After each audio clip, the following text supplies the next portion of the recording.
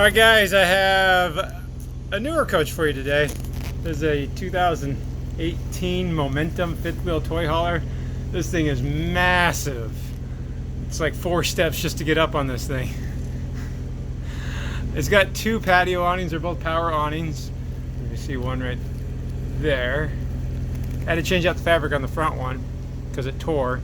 I think it tore because of this problem it's having. And these are Carefree power awnings. And a lot of Carefrees have been having this problem, and I think it might be interesting to see what I'm seeing. Wait, scratch that. I think it might be interesting to see if we can't fix this as an issue. It's pretty common. Let's take a look. So I've been seeing this more and more lately on these awnings. Let's see if you guys can see that screw, how it's coming loose. This is on the rear side, the idler side of the awning.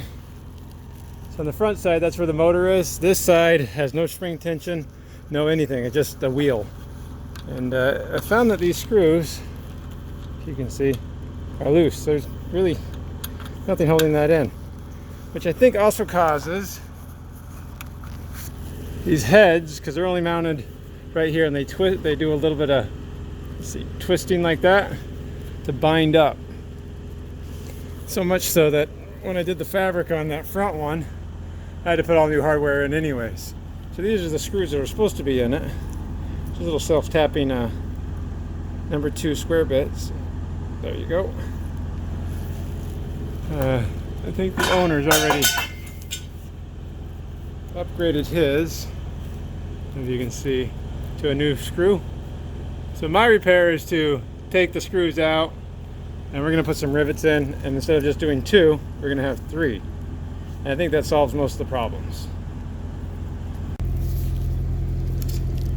I just don't know if there's not enough metal in that tube for this to grab onto. But we're going to go with the 3/16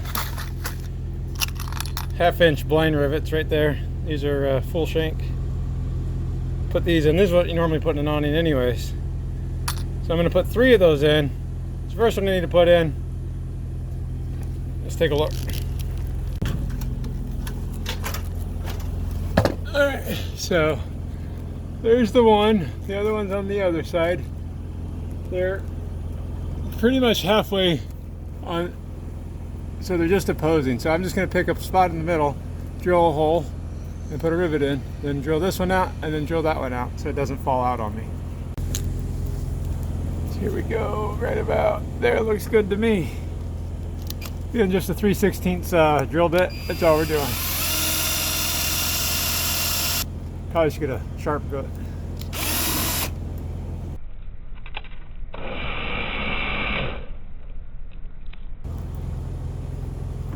Well, maybe I should put that one in first then, so I don't get too crazy. So just drill that one out. So that little screw fell out. I don't want to have anything happen to me. Alright. Just pop rivet this on. Alright, there's one.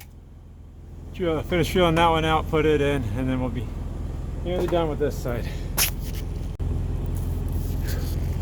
Now it might be difficult to see what's going on. You can kind of see the tube doesn't exist on that side. I have to actually move the entire head in some. So that way I actually have something to bite into. So I'm just putting pressure down here with my arm to torque the head over. So I'm gonna have to do that way. I drill out the tube. That's a really tall coach, guys. This is gotta be like 13 feet up here. So you can kind of see where it was, and when I torque it, that's where the hole is. So that should keep the head from going back and forth so much now.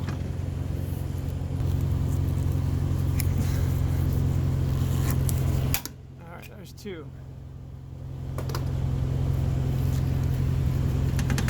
Doesn't seem to torque so much now. So now I just need to go inside, rotate this around so I get to the other screw and put a rivet in. Alright, I got that rotated around now. I just have to pull that screw out and see what we got to work with. course, after I do this side, I still have to do the front side with the motor side. It had the same problems.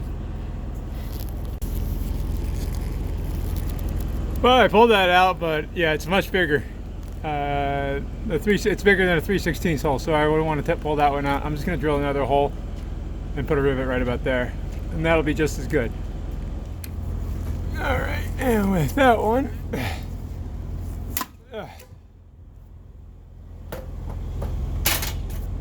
don't want my rivet gun anyways. So now we actually have 4 pieces of hardware holding that that tube onto the idler. I don't know why they went back to 2. Generally on a torsion it's usually 3 rivets or screws. Of course, they still have to do the same thing on the front arm right up there. It's not too much to see on that. It's the exact same procedure all over again, and then we'll test it out and make sure that it's working, huh? Okay.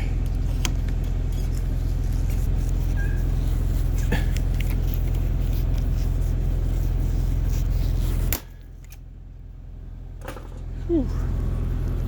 All right. So with that, I have the 3 of them in on this side.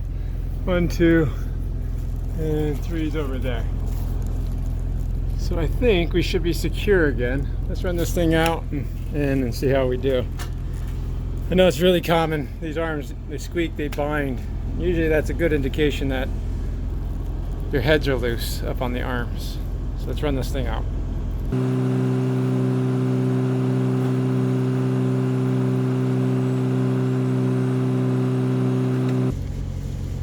Alright guys, so there you go. That was a pretty straightforward, easy job. These Carefree Colorado power awnings, generally I really like Carefree products. I think they're a little bit better than the Dometic and definitely better than the Lippert products, but for whatever reason these things have been having this issue. It's not the first one I've seen, it's not the third one. It's definitely been quite the handful. I have a good friend, Stacy. I ask him for help every once in a while, and he helps me out every single time. That's Awnings R Us. Maybe I'll put a link in the description. But I asked him what he does on this, and this is exactly what he says he does because he runs into the same problem. And for someone that does nothing but awnings, I'm going to take his word on it because it seemed to have been working pretty well for me too. But there you go, Carefree of Colorado, power awning, binding up. This is how I fix it. You know, it assumes that the arms are installed right, the motor works, battery power is good. We didn't do any of that. Just the heads were loose. Bye guys, and thanks Stacy.